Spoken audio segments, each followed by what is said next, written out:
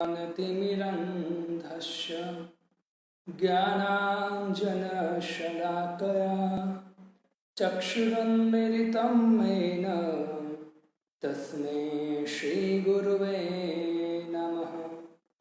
श्रीचैतन्यमनोभीष्टं स्थापितं येन भूतले स्वयं रूप कदा मह्यं ददाति स्वपदान्तिकं।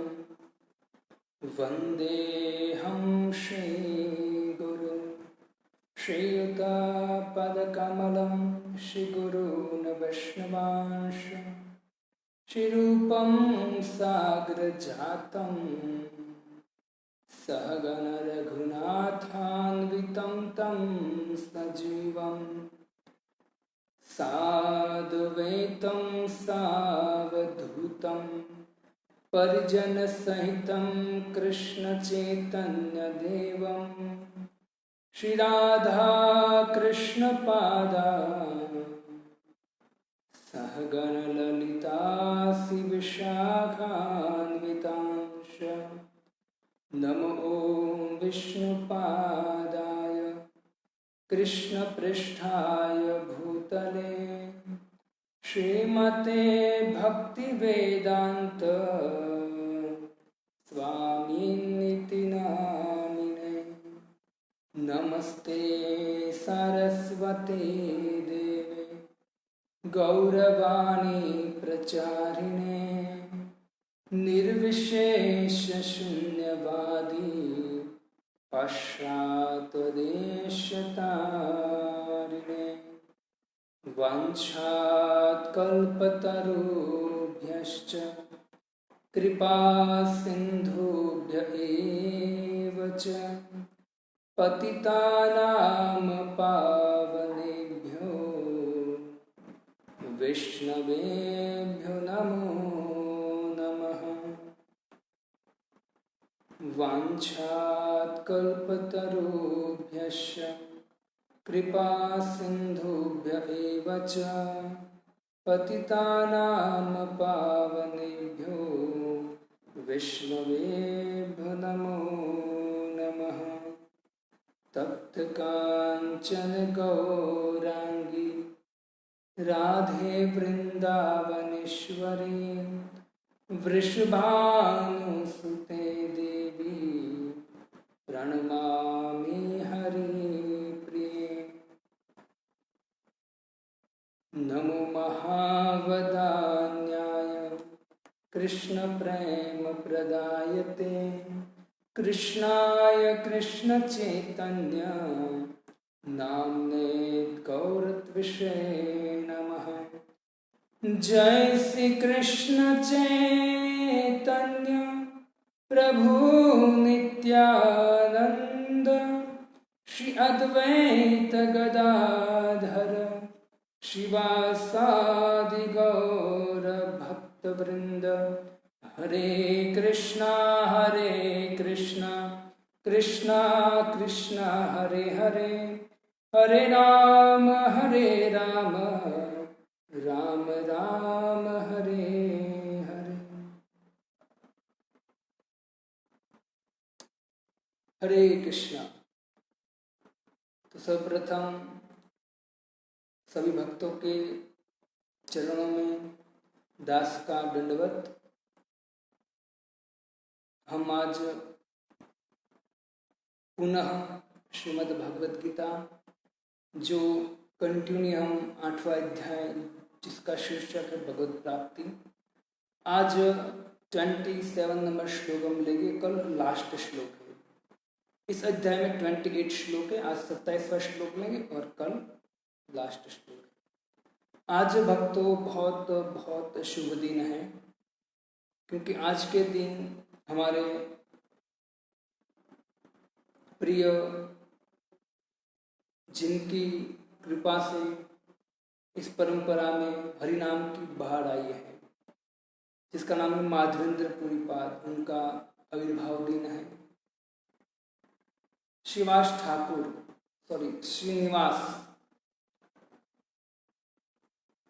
जो चैतन्य महाप्रभु के पार्षद बन के वो भी आए थे, नरोत्तम दास ठाकुर, श्रीनिवास, रामचंद्र दास, वो सब साथ में थे।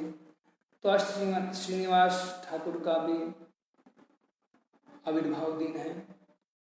परमेश्वरी दास ठाकुर हैं, उनका तिरुभाव दिन है। और आज हमारे राधा रमन देव, जो आप वृंदावन जाते हो तो राधा रमन मंदिर है, तो आज के दिन राधा रमन देव है, उनका आविर्भाव दिन है। आज के दिन राधा रमन जी प्रकट हुए थे। हमारे 6 गोस्वामी हैं, सनातन गोस्वामी, ऋग गोस्वामी, रघुनाथ दास गोस्वामी, रघुनाथ भट्ट गोस्वामी, जीव गोस्वामी और गोपाल भट्ट गोस्वामी। तो जो गोपाल भट्ट गोस्वामी हैं, गोपाल भट्ट गोस्वामी जब गंडकी नदी गए तो वहाँ बहुत सुंदर कथा है। वहाँ से शालिग्राम लाए थे, स्वयं भगवान शालिग्राम की पूजा करते थे। लेकिन एक दिन की बात है कि शालिग्राम की पूजा करते करते गोपाल भट्ट गोस्वामी बहुत रोने लगे। निरंतर आंखों से अश्रु बह रहे हैं। भक्तों, क्यों अश्रु बह रहे हैं? भगवान की विरह में वो विचार कर रहे थे और भगवान को प्रार्थना कर रहे थे कि हे प्रभु, आप उस शालिग्राम के रूप में हो, मैं आपकी सेवा करता हूं। अगर आप द्विभुज रूप में प्रकट होते तो मैं आपको मुकुट पहनाता, आपको मोरपंख पहनाता, आपके हाथ में बाजूबंद पहनाता, आपको पीतांबर पहनाता, आपको सुंदर हार पहनाता। मतलब भगवान का श्रृंगार करने की गोपाल भट्ट गोस्वामी को इच्छा हुई। देखो भक्तों, जो भक्त शुद्ध होता है, जिसकी मति शुद्ध होती है, जिसकी साधना शुद्ध होती है, जिसका गोल शुद्ध होता है ना, कि नहीं एक ही भगवान के अलावा कुछ नहीं देखता है, वो दिन रात भगवान की सेवा में लगा रहता है। ऐसे शुद्ध भक्त जो भी विचार करते हैं, भगवान उसकी बात पकड़ लेते हैं। तो जैसे गोपाल भट्ट गोस्वामी ने इच्छा किया कि अगर भगवान द्विभुज रूप में त्रिभंग ललित होते तो जो लोग भगवान की, जैसे गोविंद देव जी थे, मदन मोहन जी थे, उनको श्रृंगार करते, मैं भी आपका श्रृंगार करता। जैसी इच्छा किया तो भक्तों कहा जाता है कि वही शालिग्राम से स्वयं राधा रमन देव द्विभुज में प्रकट हो गए। अभी जो आप राधा रमन जी का विग्रह देख रहे हो, आप जाएंगे राधा रमन मंदिर तो दूर से देखोगे तो दिखते नहीं है भगवान, एकदम छोटे हैं। वो जो विग्रह है वो किसी ने बनाए नहीं, वो विग्रह स्वयं शालिग्राम से भगवान स्वयं प्रकट हुए हैं गोपाल भट्ट गोस्वामी के साथ। तो आज हमारे राधा रमन जी का बर्थडे है, जन्मदिन है, मतलब भगवान प्रकट हुए थे, तो बहुत शुभ दिन है। राधा रमन जी के मंदिर में आप जाओगे तो बहुत सारे भक्त भजन गाते हैं। वो कहते, साधु सेवा धर्म हमारा, कामना दुनियादारी से, ठाकुर हमरो रमण बिहारी, हम हैं रमण बिहारी के, हम हैं रमण बिहारी के। तो आज बहुत सुंदर दिन है। आज सुबह से मैं देख रहा था राधा रमन जी का अभिषेक हो रहा था। अभिषेक के बाद आज श्रृंगार हुआ, इतने सुंदर, आज इतने चमक रहे भगवान। आप नेट में देख सकते हो, आज देखा भी होगा आपने, बहुत सुंदर श्रृंगार भी बहुत सुंदर किया है, इतने सुंदर लग रहे हैं भगवान। तो आज राधा रमन जी का आविर्भाव दिन है। तो आइए हम ऐसे शुभ दिन पर हम श्रीमद् भगवद गीता का 27 नंबर का श्लोक उच्चारण कर उसके बाद 20-25 मिनट उसका व्याख्या करेंगे। आइए उच्चारण करें। 8.27 नेते श्रुति पार्थ जानन, योगी मुह्यति कश्चन, तस्मात् सर्वेषु कालेषु योग युक्तो भवार्जुन।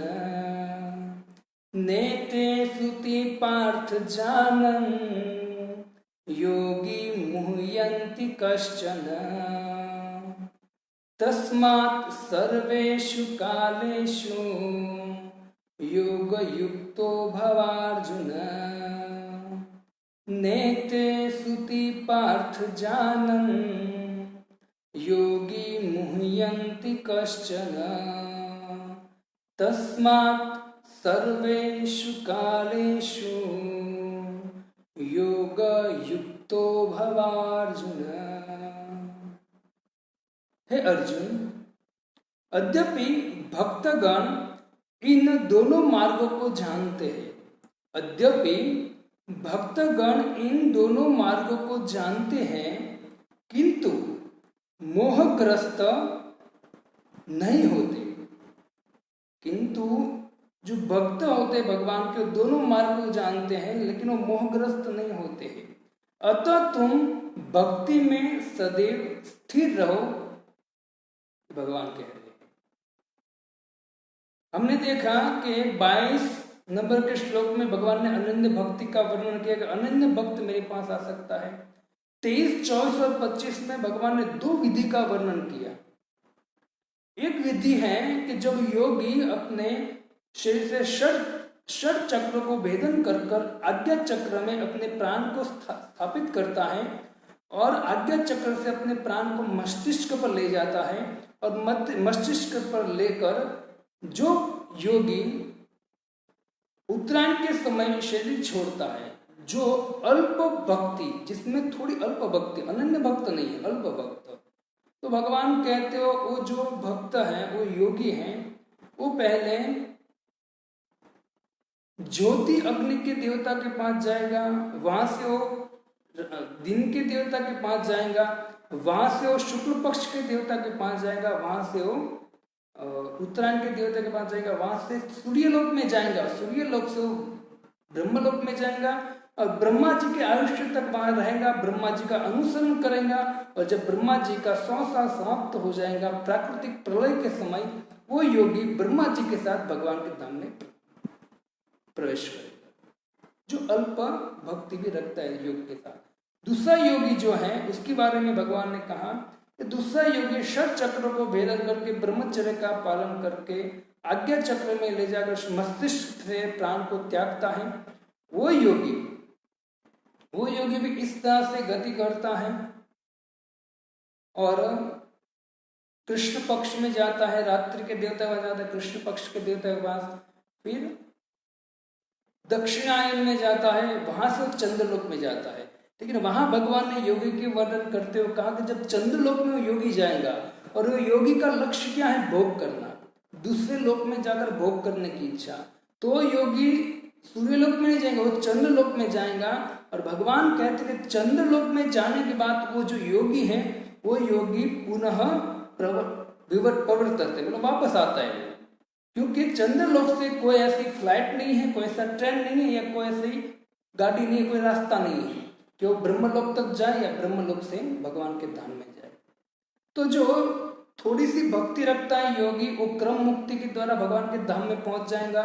जो योगी भोग की इच्छा करता है वो स्वर्गलोक आदि में जाएगा और उसकी विधि बताई है। भगवान कहते बहुत कष्टदायक है। आपने एक प्रभुपाद जी की बुक्स देखा होगा, योग पद्धति शायद, उसमें योगी होता है, योगी ऐसे ध्यान करता है और अपने षट चक्र को भेदन करके अपने मस्तिष्क पे प्राण को निकालता है।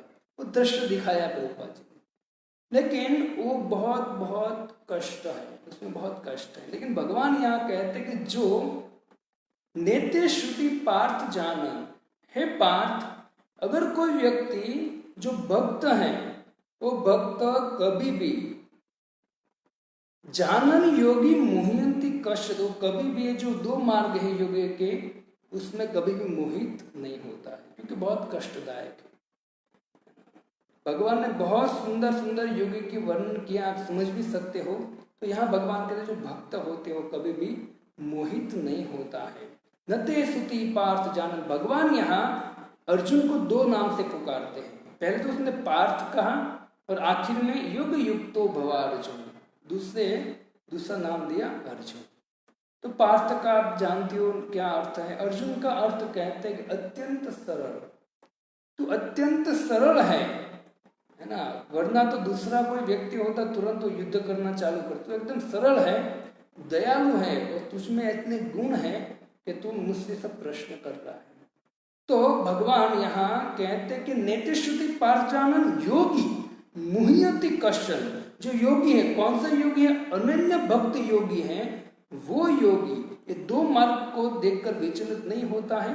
और दूसरा भगवान कहते हैं मुह्यंति, कभी मोहित नहीं होता है, कभी मोहित नहीं होता। देखो भक्त तो दो जगह पर व्यक्ति मोहित होता है। एक तो भौतिक जगत में, जैसे अभी लोग फंसे हुए हैं, मोहित है। और दूसरा व्यक्ति मोहित होता है भगवान में। तो भगवान यहाँ कहना चाहते हैं कि जो मेरा भक्त है, अनन्य भक्ति करता है, मुह्यंति, वो मोहित हो जाता है। किसमें मोहित हो जाता है? मुझ में मोहित हो जाता है। और जो अनन्य भक्त नहीं है वो किसमें मोहित होता है? तो कहते हैं ईश्वर चक्र भेदन में, दूसरे लोक में जाने के लिए, क्रम मुक्ति के लिए वो मोहित हो जाता है। तो भगवान ने यह मुह्यंति एक तो संसार के लिए कहा है और मुह्यंति उनके लिए भी कहा है। तो भक्त के लिए है कि भक्त भगवान में मोहित होना चाहिए। देखो श्रीमद् भागवतम में ऐसी कथा है भक्तों के, पहले भागवतम के पहले श्लोक में भगवान ने कह दिया, जन्मा दश्य यतंग आदि तरत चार्थी विज्ञस्वरा तेने ब्रह्म हृदय आदि कवये मुह्यंति अद सूर्य। कि भगवान जो है, भगवान को अच्छी तरह से जानते हुए भी भगवान की माया है, वो माया इतनी प्रबल है कि बड़े बड़े योगी, बड़े बड़े मुनिंद्र, योगिंद्र, बड़े बड़े देवता भी मोहित हो जाते।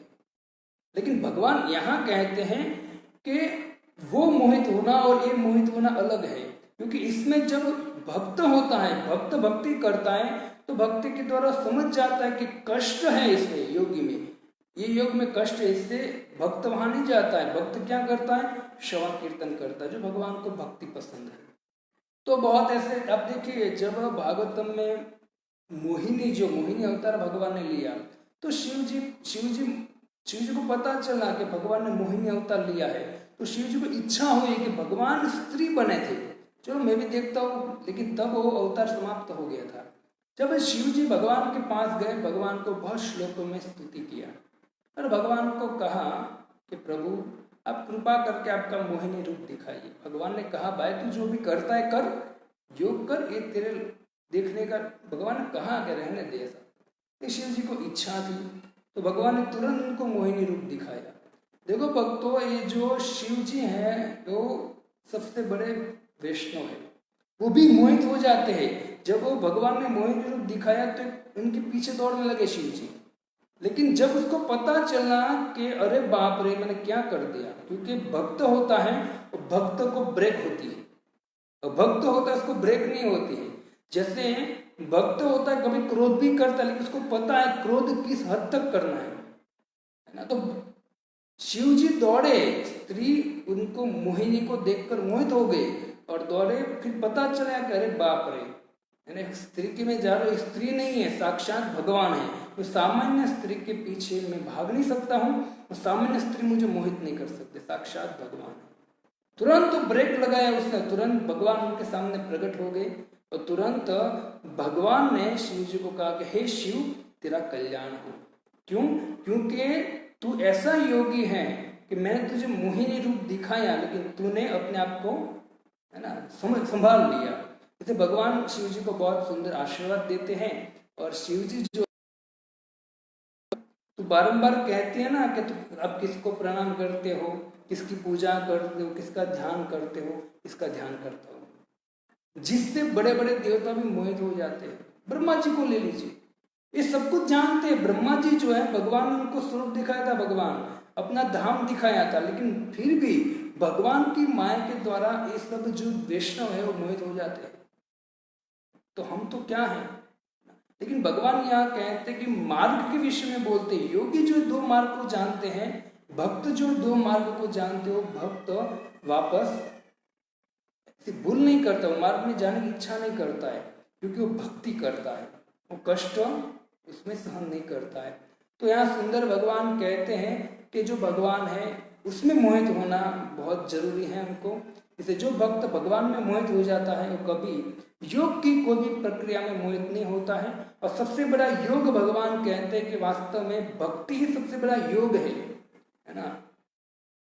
भगवान कहते हैं 6 अध्याय के 47 नंबर श्लोक में कि योगी नाम अपनी सर्वेशा मत गते ना अंतरात्मा। भगवान मोहित कर लेते। तुलसीदास जी के एक भाई थे, उसका नाम तो मुझे पता नहीं है, तो राम के भक्त थे वो। तो एक दिन की बात है, वृंदावन गए चक्कर लगाने के लिए, लेकिन वृंदावन गए बहुत टाइम हो गया, वो वापस नहीं आए। तो तुलसीदास ने पत्र लिखा है ना कि क्या का अपराध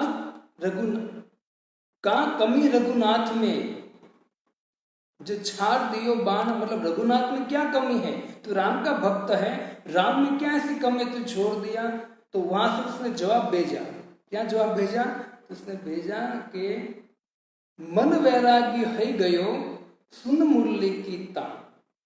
मन वैरागी हो गयो, भगवान की मुरली सुनकर मेरा मन जो है मोहित हो गया। मेरा मन इस अब मेरी राह मत देखना, मैं वृंदावन में रहूंगा, है ना। तो भगवान में है ना मोहित हो जाते हैं। तो भगवान में मोहित होना ही श्रेष्ठ है। और भगवान में मोहित होना कब होगा? जब हम भक्ति करेंगे, है ना। बाकी जो योगी है, योगी अगर अंतरात्मा में भगवान का स्मरण करता हुआ अगर योग करता है तो उसका हृदय द्रवित होगा, जैसे कर्दम मुनि, ऐसे अनेक योगी हैं।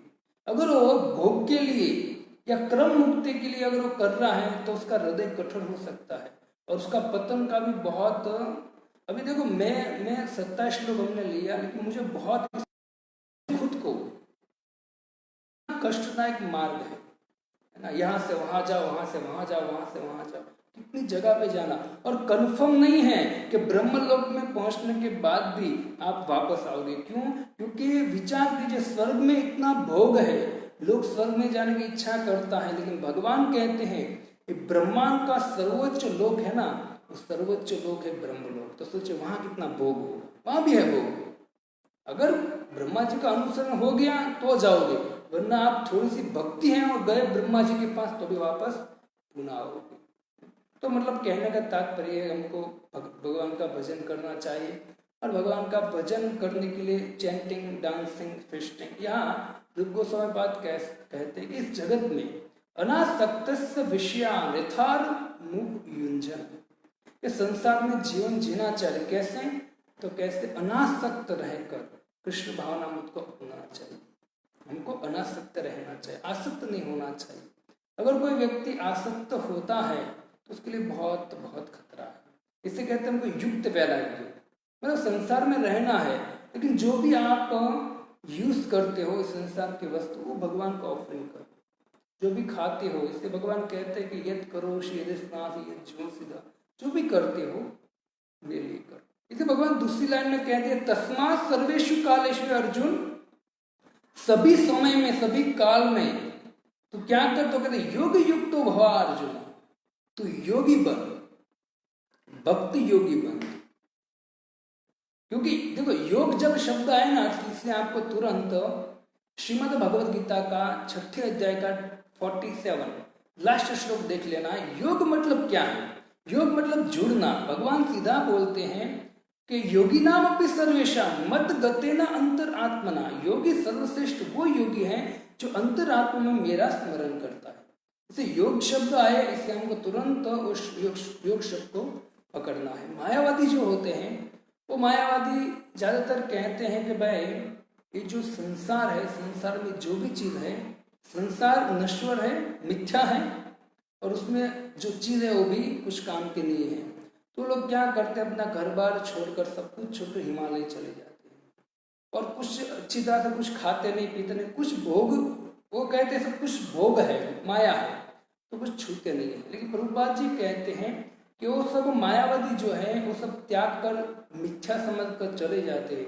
इसको पता नहीं है प्रकृति भगवान की है और हर भगवान की चीज है। भगवान पूर्ण है, भगवान पूर्ण होने के कारण भगवान ने जो भी बनाया है वो भी पूर्ण है। ये बात बहुत समझने लायक है। भगवान पूर्ण है और भगवान ने जो भी बनाया वो भी पूर्ण है। अब कैसे? अब बोलोगे प्रभु कैसे समझे? प्रकृति में कैसे, अभी हम यहाँ रह रहे, कुछ पूर्ण तो दिखता नहीं हमें। सुनिए, जो व्यक्ति भगवान ने पूर्ण बनाया है, ये प्रकृति, ये संसार, वो भी पूर्ण है क्योंकि भगवान पूर्ण है। उसका कारण ये है भक्तों के, भगवान के धाम से हम यहाँ आए हैं, है ना। भगवान के धाम से हम यहाँ आए हैं भोग की इच्छा की। अब हम जब तक भगवान के धाम में जाएंगे नहीं, तब तक हम सुखी नहीं होंगे, आनंद में नहीं रहेंगे। तो अब हमारा लक्ष्य है भगवान का धाम। अब भगवान ने जो प्रकृति बनाया, संसार बनाया ना, उसमें सब कुछ ऐसी चीज रख दिया है कि आप उनको यूज कर कर आप डायरेक्ट भगवान के धाम में वापस जा सकते। वही पूर्ण, आप पूर्ण से अलग हुए हो और आपको लगता है कि अपूर्ण है, लेकिन ये भी पूर्ण है। अगर इस संसार में रहते हुए, रूप गोस्वामी कहते हैं अनासक्त विषयान, अगर विषयों से अनासक्त होकर युक्त वैराग्य पालन करोगे, प्रकृति भी पूर्ण है, प्रकृति की समस्त चीज आप यूज करते करते भगवान के लिए यूज करते करते आप भगवान के धाम में जा सकते। प्रकृति भी पूर्ण है। समझने में हमको तो डिफरेंट होता है। हम करते क्या, प्रकृति को भोगने की इच्छा करते, इससे जो भी भोगने की इच्छा करेगा वो अपूर्ण में फंस जाएगा, वो कभी भी सुखी नहीं हो सकता है।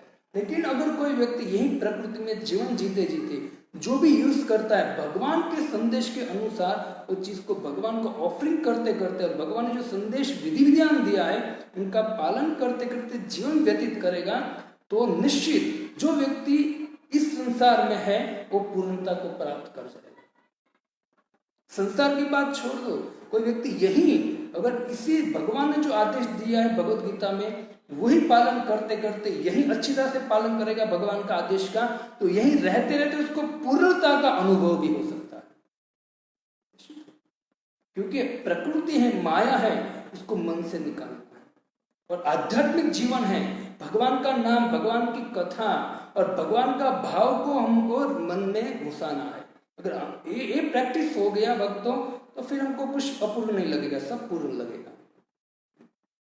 क्योंकि हमारे आचार्य ऐसे ऐसे हुए जो कुत्ते, गधे, पशु पक्षी सभी जगह भगवान को देखते, उनको कुछ नेगेटिव दिखता है नहीं। क्यों? क्योंकि सर्वखलित ब्रह्म, सभी जगह भगवान है।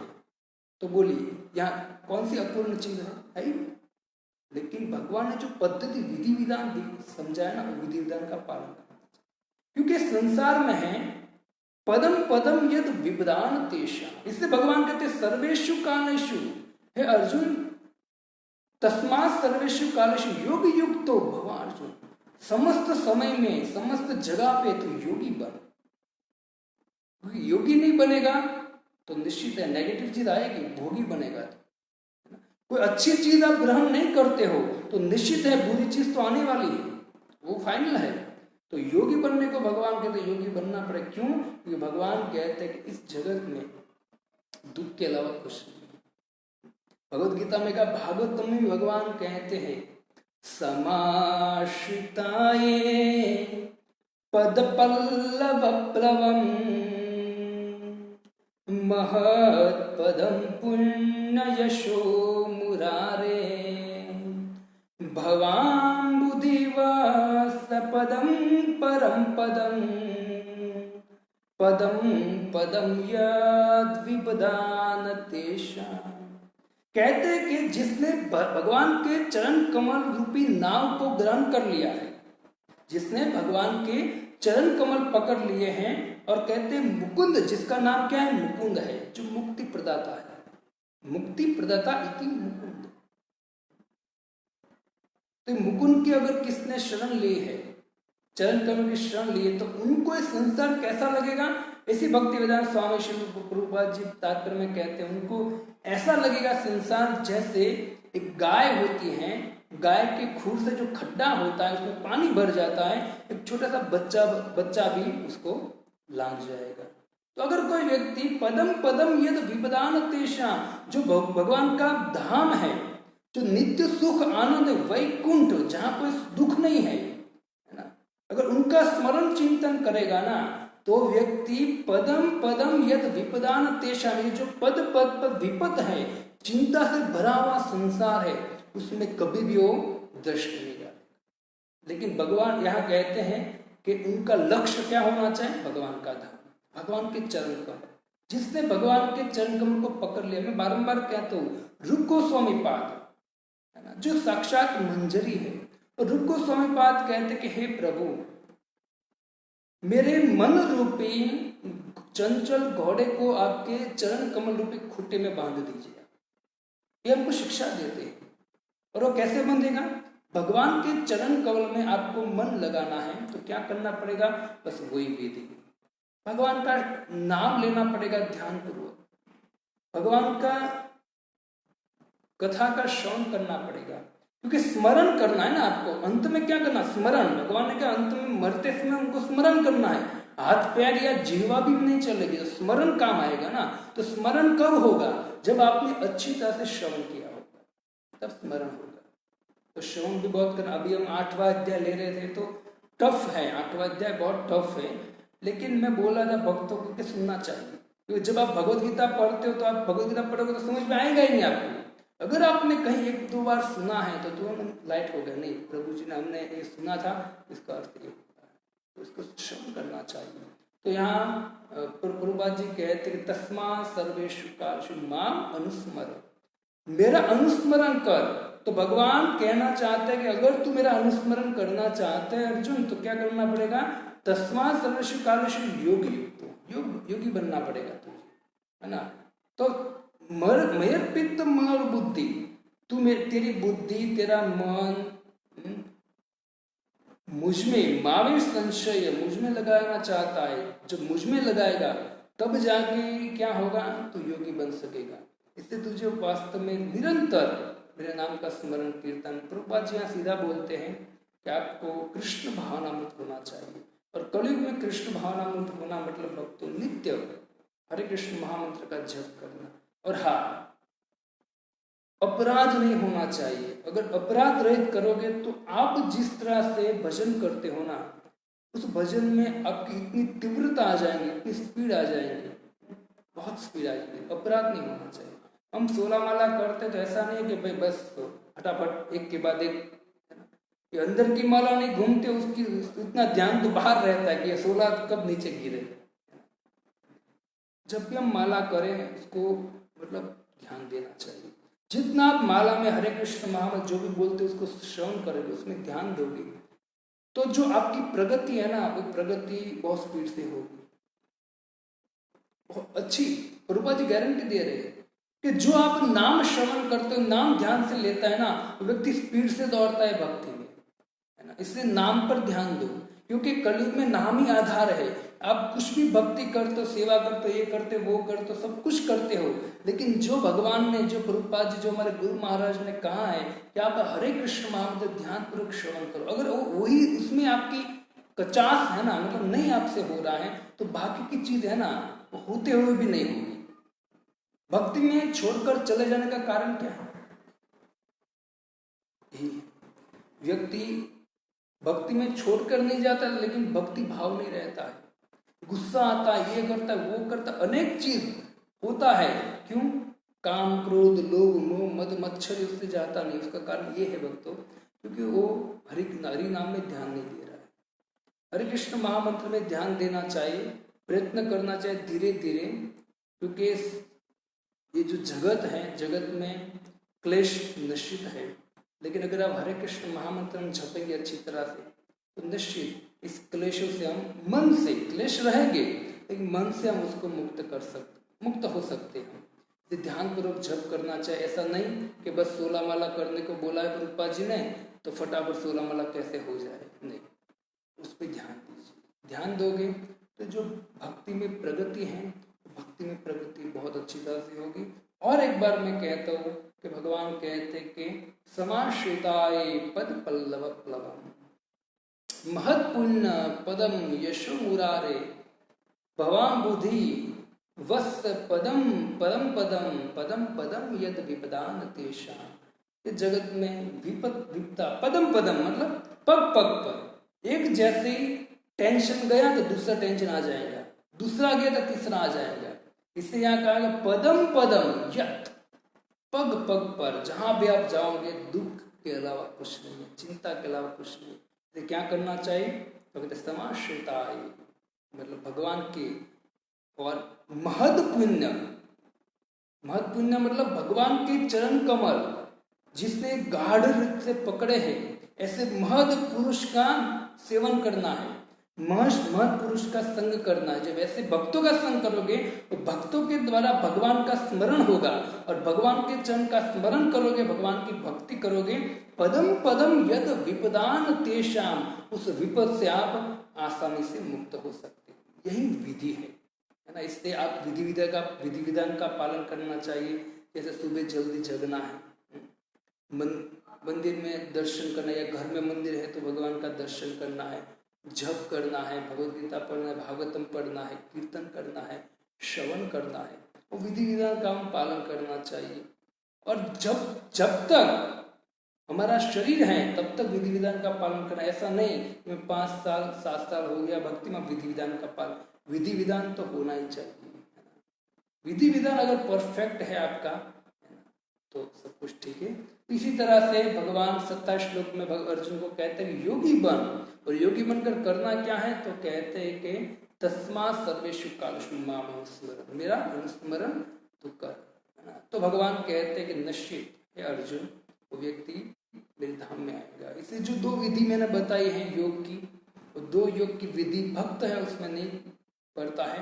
षट चक्र भेदन, आज्ञा चक्र में लाना, वो कुछ नहीं देखता है। भक्त एक ही बात देखता है, क्या करता है वो, भगवान का नाम लेता है, हरे कृष्ण कृष्ण कृष्ण हरे हरे, हरे राम राम राम हरे हरे। भगवान का प्रसाद, भोग लगाया हुआ प्रसाद खाता है और भगवान के नाम में नाचता है। जब भक्ति करते हैं तो योगी की कोई विधि की पालन करने की जरूरत नहीं है। इसलिए भगवान अर्जुन को कहते हैं कि अनन्य भक्त बन।